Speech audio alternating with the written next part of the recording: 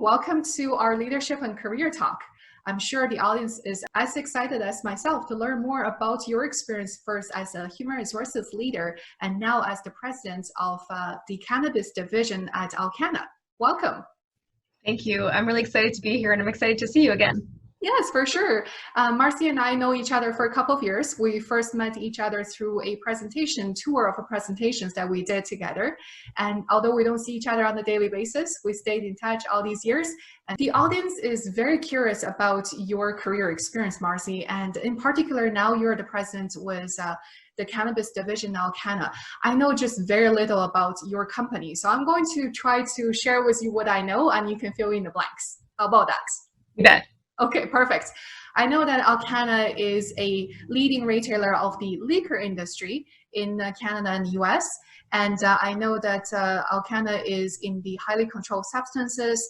And in 2018, I believe that was the name change to the current name Alcanna because it combines the words of alcohol and cannabis. Is that correct? That's right. We're strictly Canadian based now. We did have operations in Alaska that we sold earlier this year. So we're strictly Canadian based now, but otherwise, yep, that's us. We've got somewhere around 236 stores all in under the Liquor Depot, Wine and Beyond, and Nova Cannabis banners. And can you tell the audience a bit more about the structure of the company and also in particular your division, please? Sure. The company is separated between cannabis and liquor. We do run largely separate with some shared functions. And the reason for that is because liquor and cannabis regulations are actually not the same at all. Liquor regulations, well, they're both governed by AGLC. Liquor regulations are what they are, and cannabis regulations are actually closer to tobacco. So those are Health Canada regulations and they're closer to tobacco regulations. So there are some pretty significant differences there. Cannabis division is a fairly small division and most of our resources go into running the store. So we very much feel like it is our job to clear the path for the stores to be as successful as possible. So while I manage the overarching business, the strategy, and that sort of thing, the great VP of Operations, Grant Sanderson, who takes care of the operational issues and operational functions inside the business. And then he manages a great team of area managers who help lead the store teams. And then we've got some analysts and some marketing resources and store support resources in there. We have an incredible team, small but mighty, very cohesive, and so we're really lucky. That's excellent to hear. And I know that when I talk to many business owners and people in business management these days, they all tell me about the stress that the pandemic has caused their business. How has the pandemic impacted your business? Sure. Yeah, the first couple of weeks were pretty tough. Nobody quite knew what to expect. Nobody knew how large it would get or how it would roll out.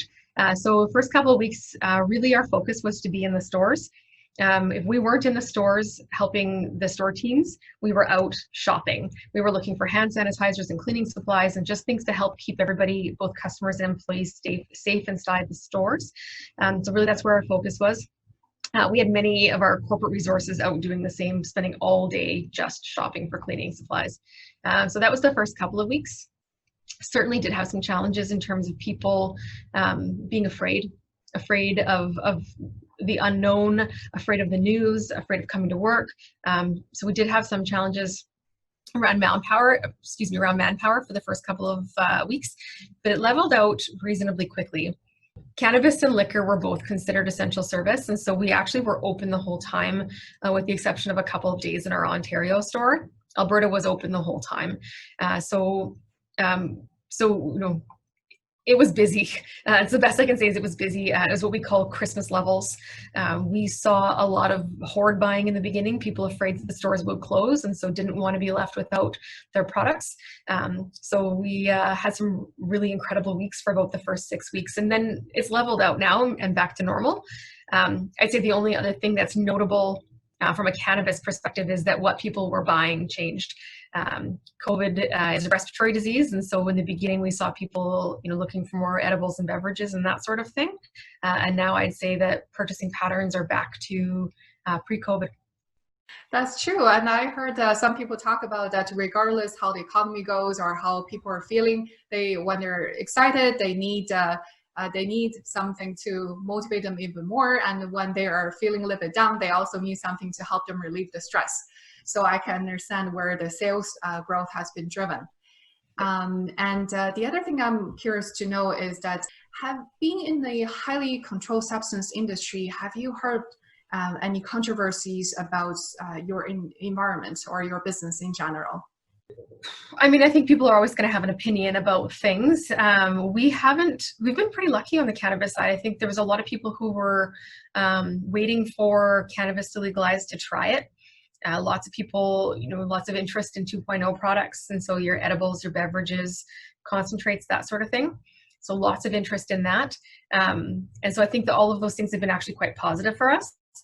And then for your more seasoned consumer, we've now got products coming on the market like shatters and butters and that sort of thing. Again, more products that people were looking forward to trying. So from a cannabis perspective, we've actually been pretty lucky.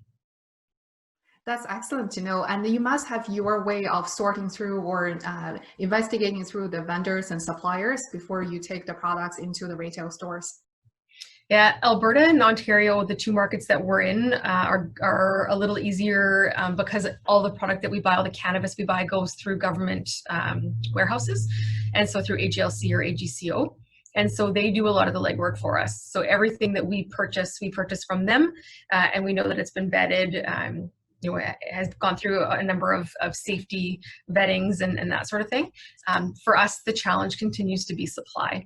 Supply continues to be inconsistent week over week, and even with a whole bunch of new licensed producers coming online, it still is a very large pond, but it is quite shallow. Right. Yeah, totally understood. Great. Thank you very much for the company introduction, Marcie. And the audience and myself are very curious about your own career path. I know that when we first met, you were still in the HR leadership capacity, and now you have transitioned into a leader in the operational side of a business of a very different kind of industry. So tell the audience a bit more about your own career growth, your own career path, and what have led you to be who you are today. Sure. So I mean, I would definitely say that my career path hasn't been straight. It's been pretty jagged with a bunch of switchbacks. I did start in HR. I spent 20 years in HR before moving out of into an operations role permanently. I started my career largely at Flint, which still a pretty big Alberta, or was a pretty big Alberta-based company. I had some really great mentors in the beginning of my career, and so progressed quite quickly. And I was always a generalist. However, I was fortunate enough, about 8 years into my career, I was fortunate enough to have been given the opportunity to do some acquisitions. And so, which actually turned into the bulk of the rest of my career, was doing acquisitions from an HR perspective. Which is probably what led me to the operations piece.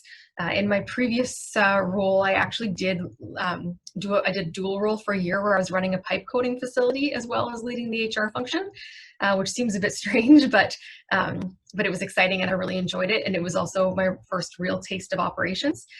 When I joined Alcanna, I did join as the Senior Vice President of HR, and then had the opportunity to step into the leadership role for cannabis, and did it with both feet. And like I said, it is the most fun I've ever had in my career. I would do nothing different. And so it was, it was a lot of this to get here, but excited about where I've landed.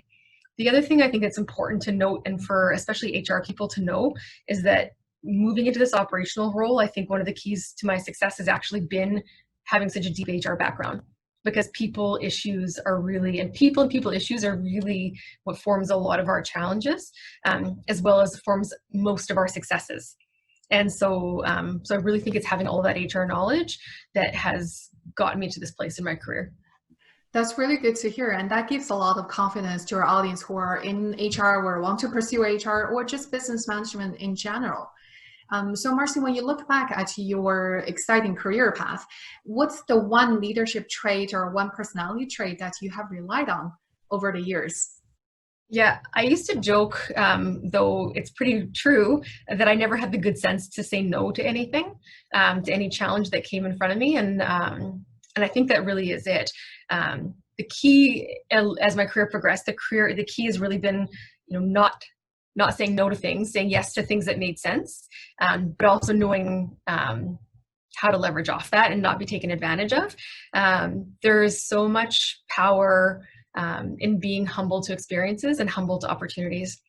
And I think that if you have an opportunity to do something really interesting, really think about what you've learned, what you're going to learn from that opportunity and how that's going to propel you, rather than thinking about, what's in it for me. And I think that that's really been one of those areas where that's been really helpful for me.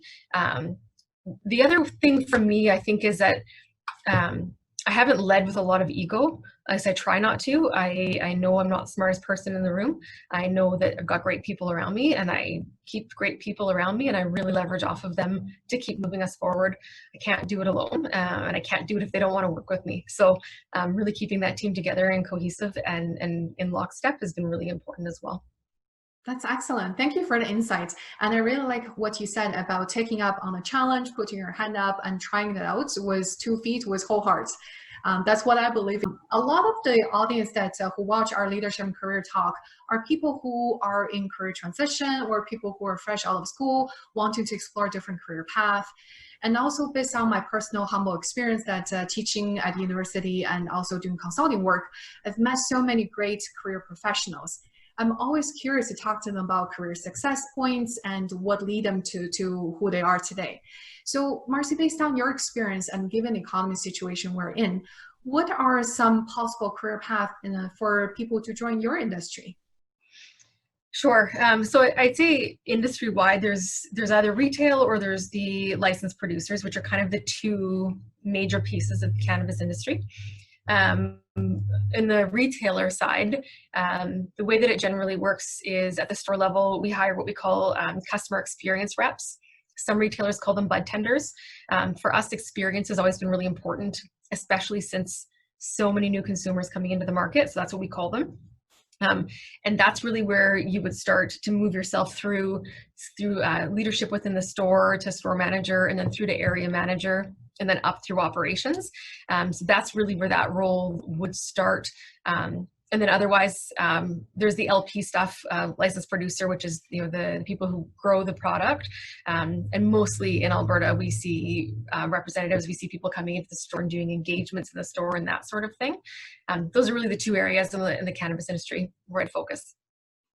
That's really good to know. And also, based on your experience as an HR leader, you've interviewed and hired so many people, and now in an operational role, you've seen so many people grow their careers and etc. What are some of the, let's say, the top 2 traits that you're looking for from a candidate? There's a few things. I think humility is everything. Things in this industry are changing so quickly. 2 years ago, we had a handful of products to sell, both in quantity and depth of SKUs, and now there's tons, and everything is changing. And so I think humility is one thing. Really have to be willing to learn, and really have to be willing to take a step back and know that things are going to change all of the time. And even if you feel like you're an expert one day, then the whole world might change tomorrow. And just a really, really strong sense of curiosity. Also really important in this industry, because things are changing as often as they do. The other thing that I will say, and that when I'm interviewing, I do often ask questions about what people know about the business. We're public. And so you can pull our MD&A, you can look at our info circ, you can look at anything and learn everything about this business. And you should be doing that if you want to come and work for us. I think it's really important that people choose businesses to work with and in that their values are aligned with. And all of that information is generally available. And so, even though you may not end up in a role that you really want with a business, if you can find a business to work in where your values align, that to me is critical, and that will help you move through that business. That's perfect. Thank you for sharing your knowledge and insight on the job searching piece, and also for people to develop their career. There are some people who are struggling with finding work these days.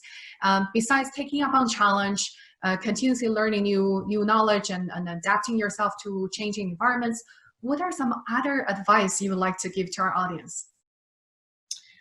I think, networking is important. It's not easy for everybody. It's a tough skill to learn.